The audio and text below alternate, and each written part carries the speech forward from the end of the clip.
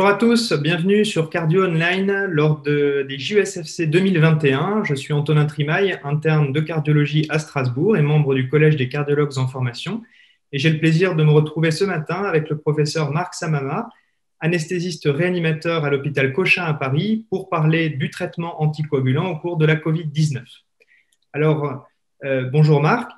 Tout d'abord, on sait depuis les premières données, notamment les données chinoises, qu'il existe au cours de la Covid-19 une activation de la coagulation, une hyperinflammation qui entraîne une augmentation du risque d'événements thrombotiques. Nous avions d'abord publié une étude dans l'European Heart Journal avec le Collège des cardiologues en formation qui montrait une incidence anormalement élevée d'embolie pulmonaire au cours de la Covid-19 et un effet de protection sur les embolies pulmonaires du traitement anticoagulant curatif avant les hospitalisations et du traitement prophylactique au cours de l'hospitalisation.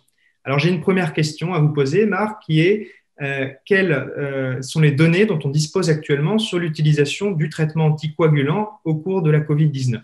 Bonjour à tous, on a surtout des données observationnelles.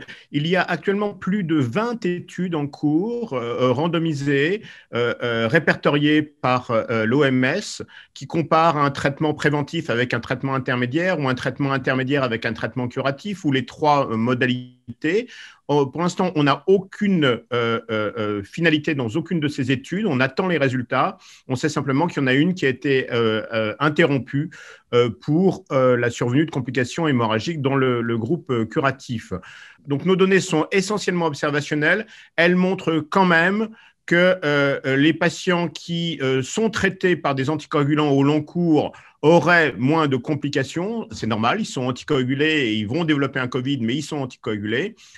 Ceux chez qui on va faire rentrer un traitement préventif ou intermédiaire vont faire moins de complications que ceux qui n'ont pas de traitement. Ça, ce sont des données de mars-avril au début où on ne savait pas s'il fallait des anticoagulants.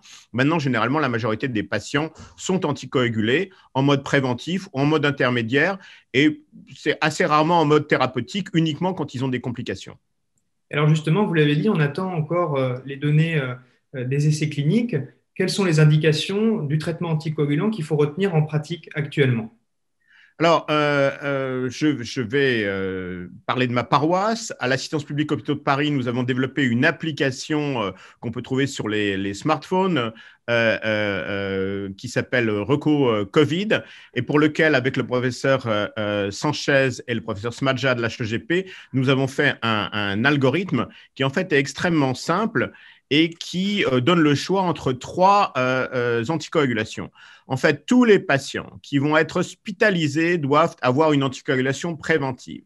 Dès l'instant où ils passent en réanimation ou en soins continus, ou qu'ils bénéficient d'une oxygénothérapie à haut débit, la dose intermédiaire est recommandée, surtout s'ils ont en plus des facteurs de risque comme un BMI supérieur à 30, un cancer actif, des antécédents personnels d'embolie pulmonaire ou de thrombose, une thrombophilie personnelle, etc., etc. Et ils n'auront un traitement curatif que si une embolie pulmonaire ou une thrombose veineuse est documentée ou une thrombose artérielle, bien sûr.